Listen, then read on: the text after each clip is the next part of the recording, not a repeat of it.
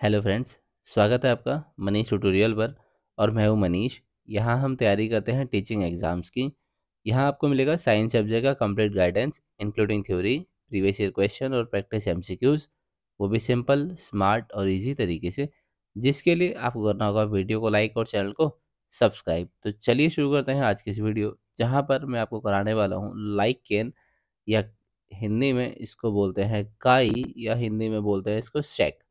इस टॉपिक के previous year question ये वो क्वेश्चन होते हैं जो कभी ना कभी किसी न किसी एग्जाम में पूछे जा चुके हैं, और इनके आपके आने वाले एग्जाम में पूछे जाने की सबसे ज़्यादा संभावनाएं होती हैं। तो इसीलिए ये मैं आपको क्वेश्चन करा रहा हूँ और हर एक क्वेश्चन को एक्सप्लेन करता हुआ करा रहा हूँ। देखिए पहला question, structure helping lichen in respiration. वो स्ट्रक्चर जो हेल्प करता है लाइकन को श्वसन में, रेस्पायरेशन में, वो कौन सा है? इसिडियम, सोरिडियम, सिफेलोडियम या सिफेला? तो जो आपका करेक्ट आंसर है वो है ऑप्शन नंबर डी, सिफेला। सिफेला जो है लाइकन को रेस्पायरेशन में हेल्प करता है। सिफेला क्या होता है? वो छोटे छोटे पोर्स होते हैं, ठीक है, और कप लाइक ओपनिंग होती है, ठीक है। कप लाइक ओपनिंग, कप के जैसी आकृति होती है और छोटे छोटे पोर्स होते हैं, ठीक है, जहाँ से श्वसन की प्रक्रिया होती है सिफेला में, ठीक है। और जो उनकी बॉडी होती है वो होती है फोलियोज। फोलियोज बॉडी में नीचे की तरफ ये प्रेजेंट होते हैं, लोअर सरफेस पर, लोअर सरफेस पर ये मौजूद होते हैं, ठीक है। तो ये है सिफेला, ठीक है। इनका मेन फंक्शन जो होता है वो होता है आपका रेस्पायरेशन, ठीक है। रेस्पायरेशन में क्या है? गैसेस का एक्सचेंज होता है between lichen thallus and atmosphere, ठीक है।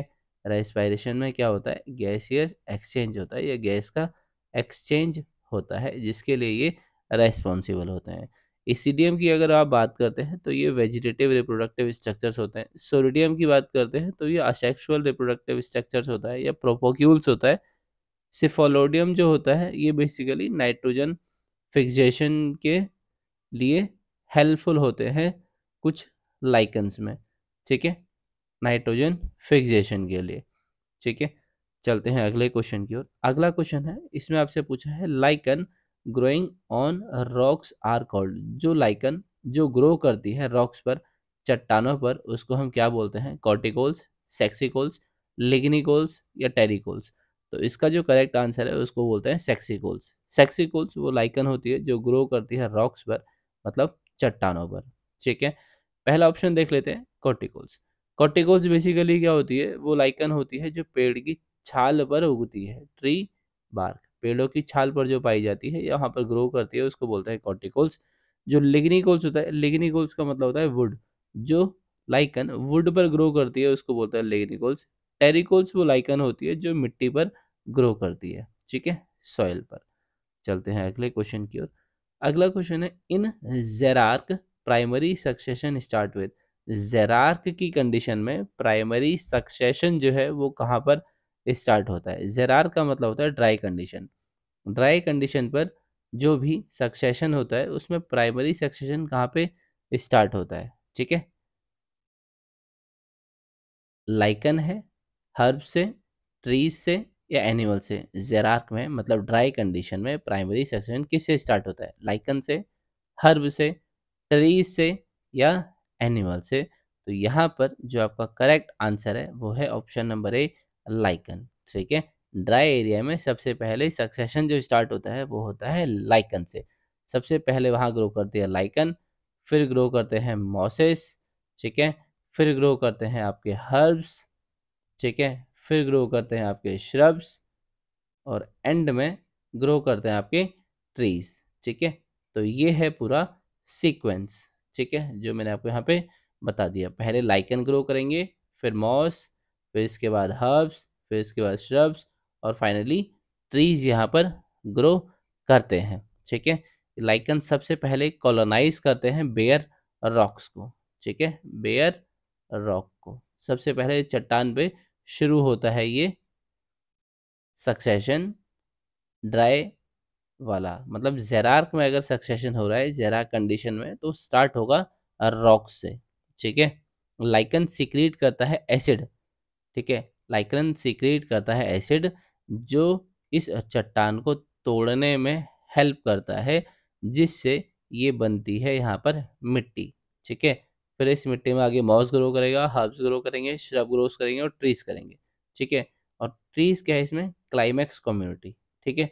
मतलब लास्ट में स्टेज जो होगी वो ट्रीज यहाँ पर देखे जाएंगे। ठीक है। तो पायोनियर अगर पूछा जाएगा तो सबसे पहले आने वाली कम्युनिटी को बोलते हैं पायोनियर कम्युनिटी, तो वो है लाइकेन। ठीक है। पायोनियर कम्युनिटी क्या है, लाइकेन। चलते हैं अगले क्वेश्चन की ओर। अगला जो क्वेश्चन है यहाँ पर बोला गया है the association of algae and fungi for the formation of lichen is an example of. Algae और फंजाई जो मिलके दोनों बनाते हैं लाइकन, ये किसका एग्जाम्पल है। ठीक है। पैरासिटिज्म, म्यूटेशन, एमेंसलिज्म या प्रिडेशन। तो जैसा कि मैंने आपको बताया एल्गी और फंजाई ये दोनों मिलके बनाते हैं लाइकन, तो इस ये किसका एग्जाम्पल है। ठीक है। तो ये एग्जाम्पल है आपका म्यूचुअलिज्म का। ठीक है। तो ऑप्शन नंबर बी जो है यहाँ पर इसका करेक्ट आंसर होने वाला है। बेसिकली इसको ना सिम्बायोटिक एसोसिएशन भी बोलते हैं। ठीक है। सिम्बायोटिक एसोसिएशन भी इसको कहा जाता है। ठीक है। सिम्बायोटिक एसोसिएशन भी इसको कहते हैं। ठीक है। किसमें होता है, एल्गी और फंजाई के बीच में। इसमें दोनों का अलग अलग स्पेसिफिक रोल होता है। जैसे एल्गी जो है, एल्गी क्या करता है, ये फूड बनाता है और प्रोवाइड करता है फूड को इस फंजाई के लिए। ठीक है। और फूड बनाता है फोटोसिंथेसिस प्रक्रिया से और इसको अवेलेबल कराता है फंजाई के लिए। जबकि फंजाई जो है वो एब्जॉर्ब करता है वाटर और मिनरल्स का, ताकि ये वाटर और मिनरल जो है आसानी से एल्गी को मिल जाए, जिससे ये फूड बना ले। ठीक है। यह इसकी ग्रोथ के लिए वाटर और मिनरल एब्जॉर्ब करता है और एल्गी को प्रोवाइड कराता है। तो ये दोनों जो है एक दूसरे को बेनिफिट देते हैं और जिससे ये रिलेशनशिप होता है इसको बोलते हैं म्यूचुअलिस्टिक, या इसको हम नाम देते हैं म्यूचुअलिज्म का। ठीक है। इसमें दोनों को बेनिफिट होता है। जबकि पैरासिटिज्म जो होता है, एक को तो होता है बेनिफिट और दूसरा हार्म होता है। ठीक है। अगला है अमेंसलिज्म। अमेंसलिज्म में एक को हार्म होता है और दूसरे को ना तो कोई बेनिफिट होता है ना तो कोई लॉस होता है। प्रिडेशन में क्या होता है, प्रिडेशन में क्या होता है कि एक तो मारा जाता है। ठीक है। One organism kills and Yeats another. ठीक है। इसमें ऐसा होता है। प्रिडेशन का मतलब होता है शिकार और शिकारी का एसोसिएशन, जिसमें क्या होता है, जो शिकारी होता है वो शिकार को मारता है या उसको खा जाता है या अपने यूज़ में कर लेता है, किसी और चीज़ के लिए यूज़ कर लेता है। ठीक है।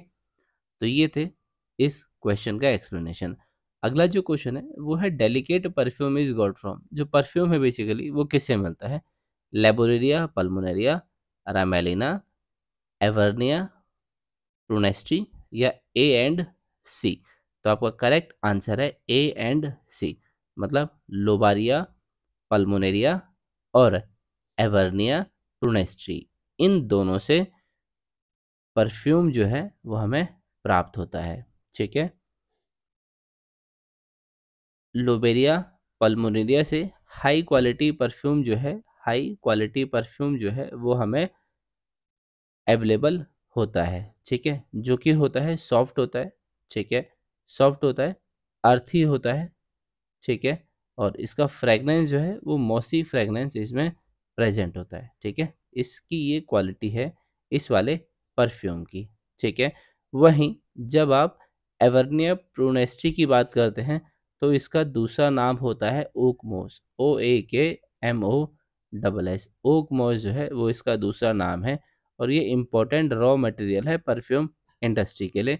इससे जो परफ्यूम होता है, एक तो वो लॉन्ग लास्टिंग होता है। ठीक है। लॉन्ग लास्टिंग मतलब लंबे समय तक उसकी फ्रेगनेंस जो है वो रहती है, लॉन्ग लास्टिंग परफ्यूम होता है। ठीक है। और जो भी लग्जरी परफ्यूम बनाते हैं ना, उसमें बेसिकली यही का इसी का इस्तेमाल होता है। ठीक है। तो ये थे आज के इस वीडियो के क्वेश्चन। बाकी मिलते हैं आपसे नेक्स्ट वीडियो में।